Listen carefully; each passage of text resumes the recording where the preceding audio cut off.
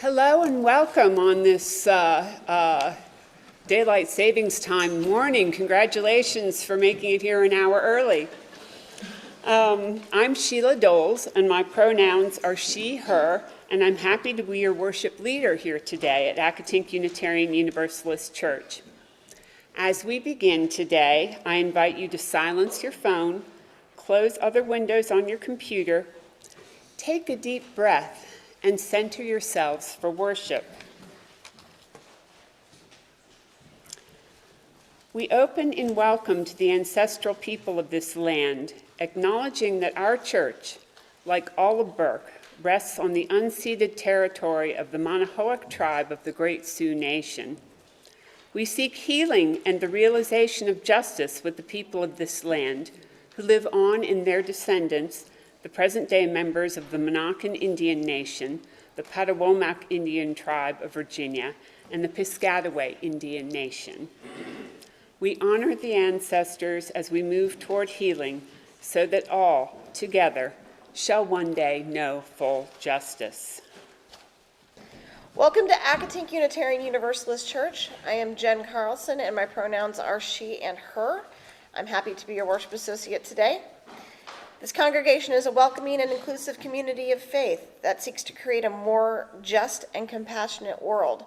I hope all of you got a name tag, and if you're on Zoom, if you needed to change your Zoom name tag, you can put that in the chat and we can help you out with that. If you're new to Accotink and would like to talk to anyone about our church, just ask anyone with a cross-stitched name tag, anyone that says board, Sheila. This is Rev Lev's week off, but he can always be reached by email. Whether you're a long-time member, a newcomer, or something in between, we encourage you to stay for our social hour immediately following the service. We're glad you decided to join us today. They celebrate the season for nonviolence with a quote from Ruth Bader Ginsburg. Women belong in all places where decisions are being made.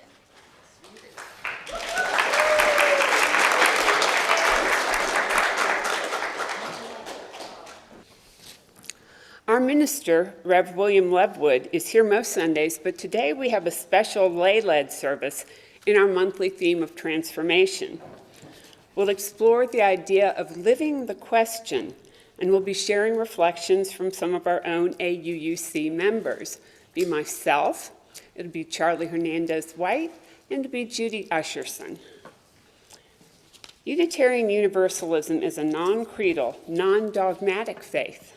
We're not provided with answers to the big questions. Instead, we're free to ask the big questions, and our community and shared values support and encourage us on journeys of spirit and self. We're not handed prepackaged meaning. Instead, we engage in meaning-making journeys.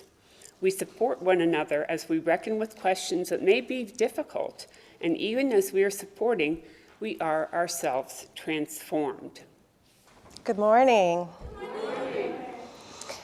So this morning we're going to read a book that reminds us that it's okay to be afraid or to sometimes wander down the wrong path.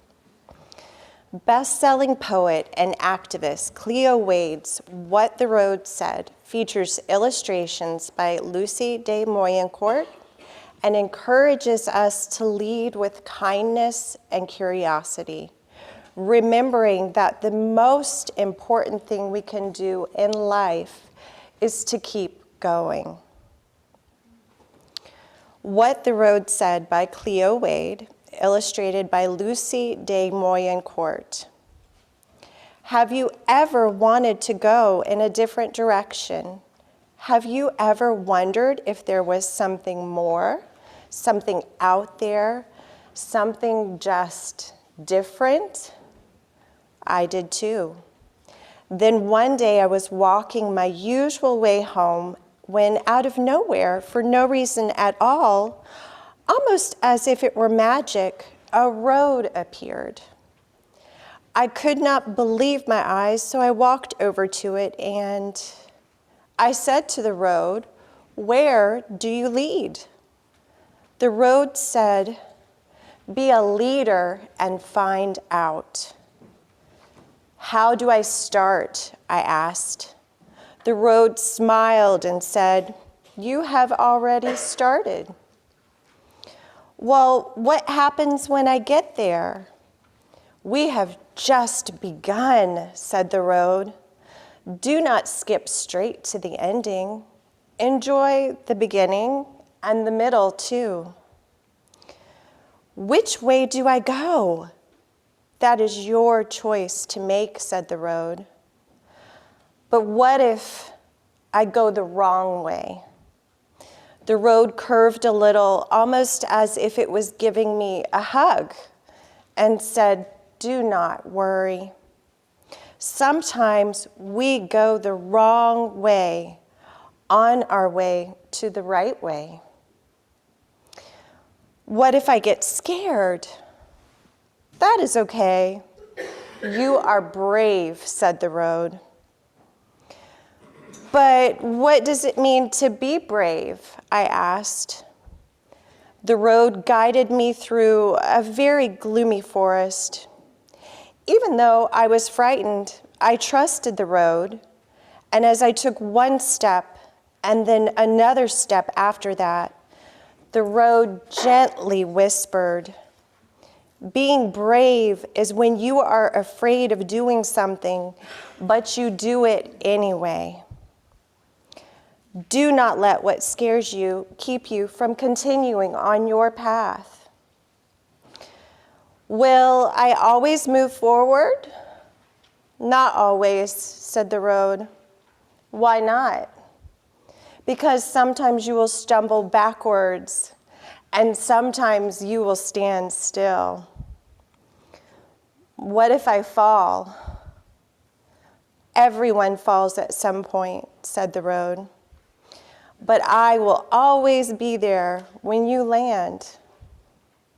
Well, what if I get lost? There may be some days that feel long and dark, said the road, but I promise that no matter what, I will give you the evening stars and morning sun to light your way.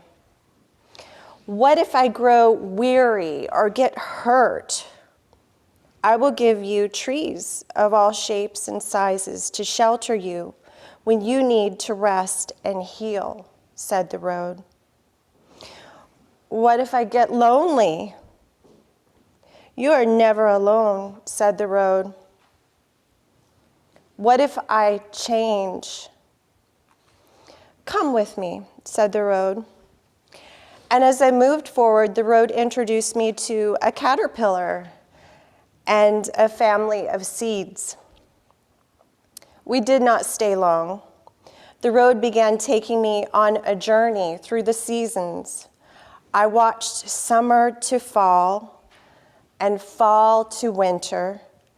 And as spring was upon us, I realized we had gone in one big, beautiful circle. I looked down and found I was standing in front of the caterpillar and the seeds once more.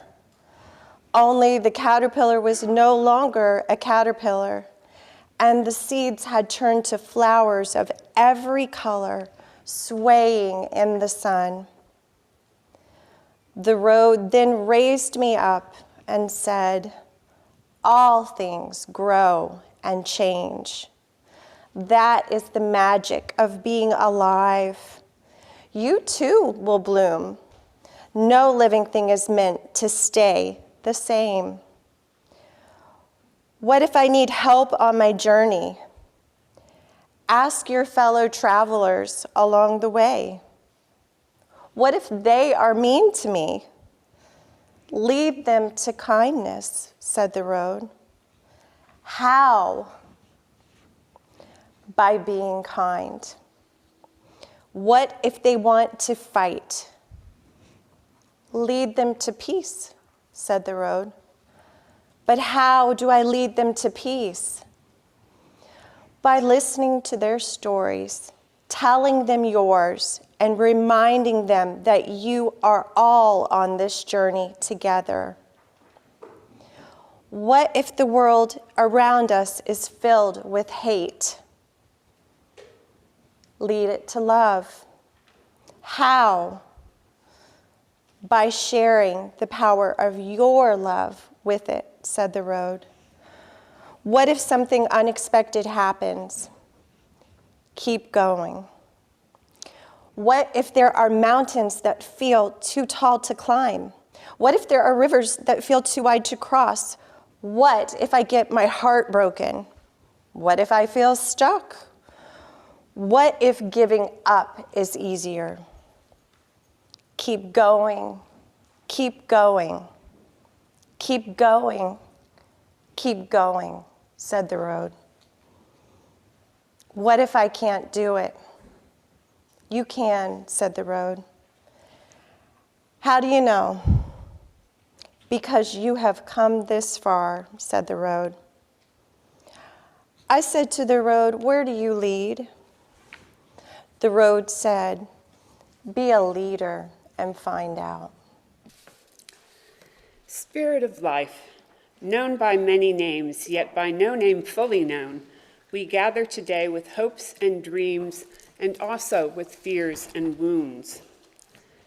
May we be reminded that all things come and go, that today's joys and today's sorrows will in time give way to those of tomorrow, and that those of us who have strength to share today ought do so while we can, and that those who are in need ought allow ourselves to receive, for tomorrow those roles might be reversed. May we always be open to growth and change, to movement, to grace. In the name of all that is holy, and in all the holy names that have ever been uttered, and those that have not yet even been imagined, let us say, blessed be, and amen. Our reading today comes from Rainer Maria Rilke. Be patient toward all that is unsolved in your heart, and try to love the questions themselves. Like locked rooms and like books that are now written in a very foreign tongue, do not now seek the answers which cannot be given because you would not be able to live them.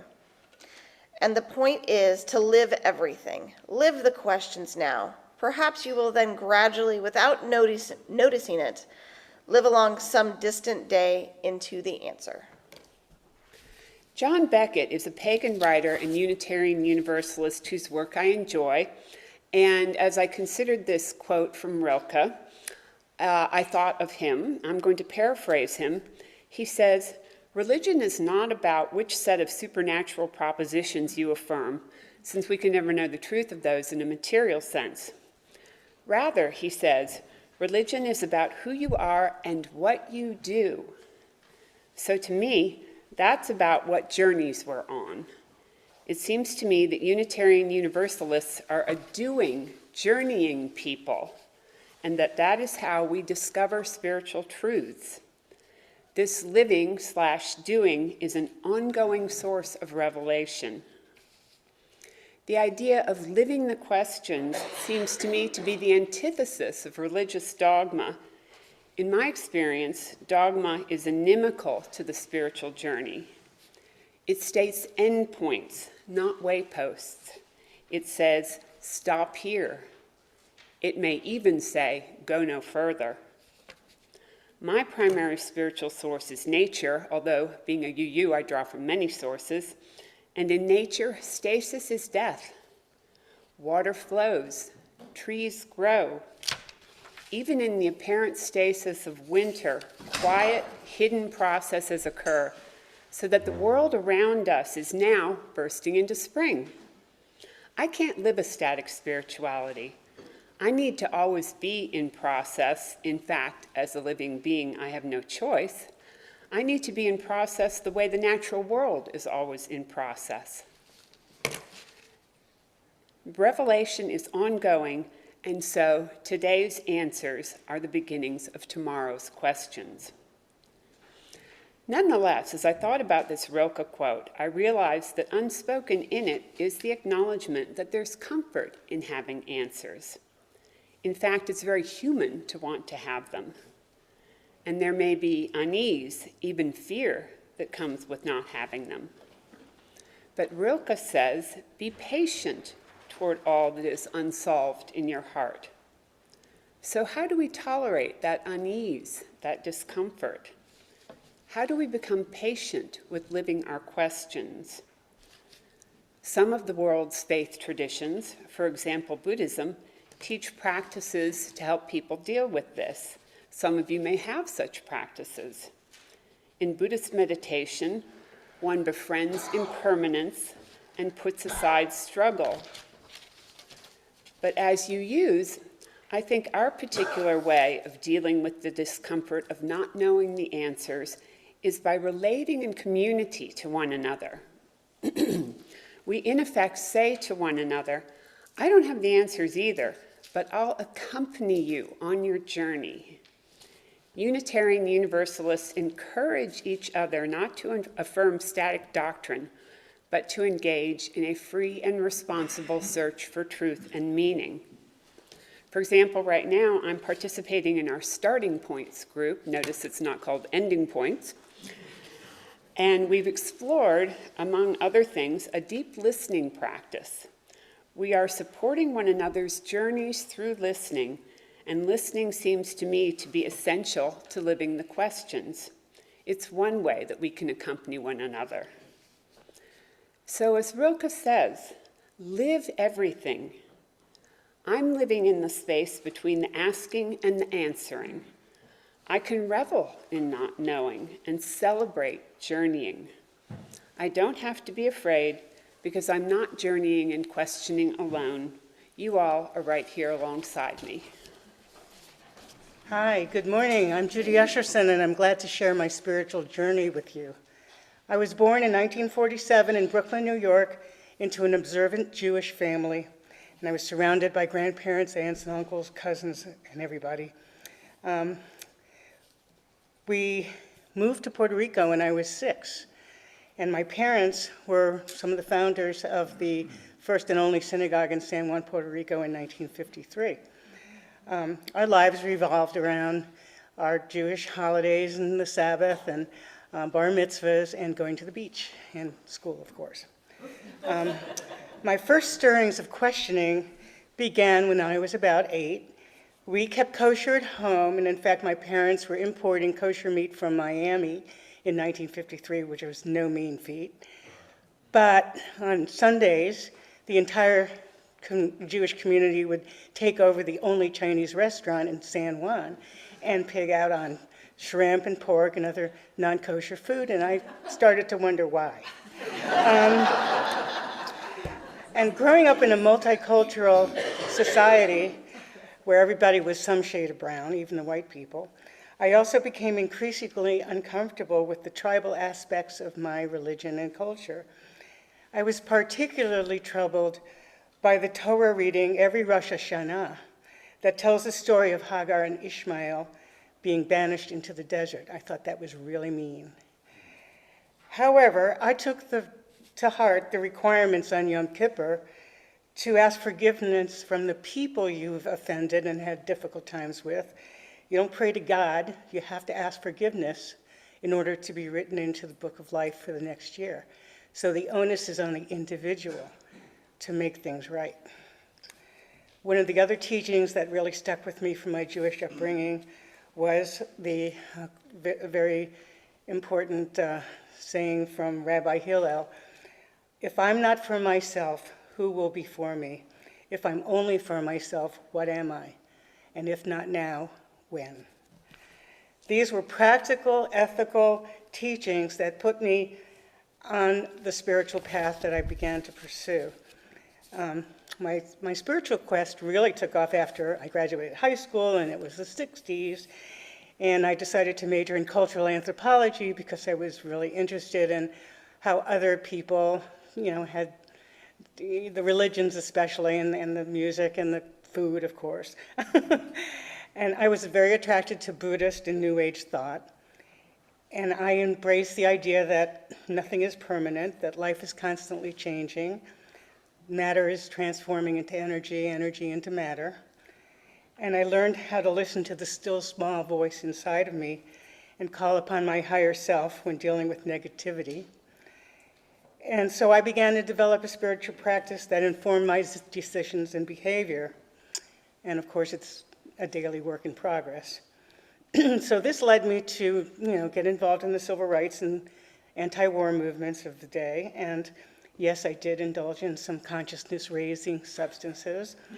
I decided that I wasn't going to just work for money, that I needed to do something that was going to make the world a better place. I don't mean to sound, like a saint or anything, but I really felt compelled to do that. And so I worked for the Mental Health Association for 8 years or something. And I worked for the poverty program, the Community Action Agency in downtown DC and a neighborhood youth corps.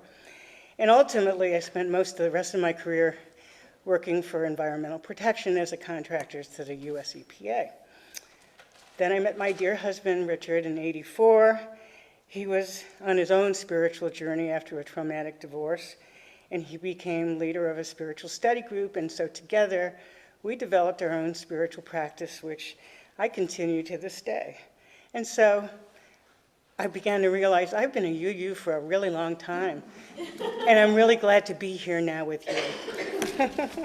Thank you. Please remain standing or please stand if you are willing and able for our chalice extinguishing, and join in reciting our community blessing by David Bembaugh. This church is dedicated to the proposition that behind all our differences and beneath all our diversity, there is a unity that makes us one and binds us forever together in spite of time, death, and the space between the stars. We pause now in silent witness to that unity. Now that we've gathered together in this welcoming and inclusive spiritual home, let us go out into the world, nourished, rejuvenated, and inspired to share our values. Now you can have coffee.